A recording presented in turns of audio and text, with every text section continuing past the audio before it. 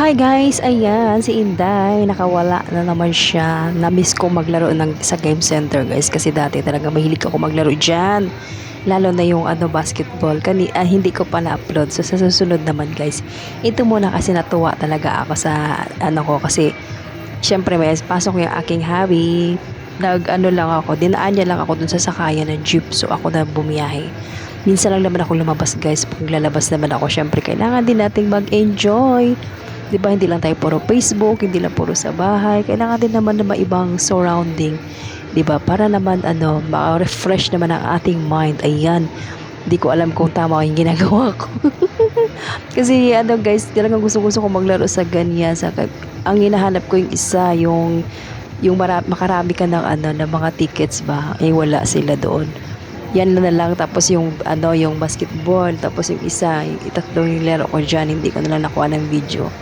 Ayan, seryoso si Inday dahil hindi naman tayo nakakapag-drive sa four wheels at wala tayong four wheels. At hindi tayo marunong mag-drive sa four wheels. Kaya dyan na lang tayo practice daw kunyari. Parang seryoso, ewan ko kung tama yung dala ko sa manibela na yan. Nakakatawa o guys, minsan maglaro tayo. Kahit tayo lang mag-isa, no? Tayo kasi talagang dati pag galing ako sa trabaho, diretso ako sa ganyan or di kaya nagtatambay ako niyan sa National Bookstore. Talagang doon ako mas tumatagal kasi mahilig ako magbasa ng mga libro, pocketbook man yan. Pag mayroon akong nahook yung mata ko, talagang hindi ko yan 'di ba? Hindi pa naman uso na ng computer doon, mga libro talaga ang binabasa natin, o kahit diyan sa mall ikot-ikot lang, 'di ba? So nakakaano din yan, para na-exercise ka na rin dyan kasi sa lawak ba naman yan, maglalakad ka.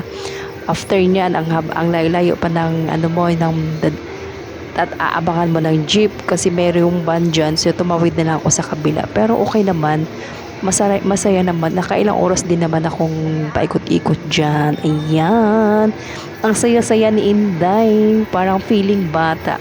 Hindi naman porket 40 years old na tayo pataas o medyo may edad na guys, kailangan pa rin nating mag-back sa ating mga ginawa noon, 'di ba? Ayan, ang saya ni Inday. Thank you for watching guys. I love you all. Bye-bye.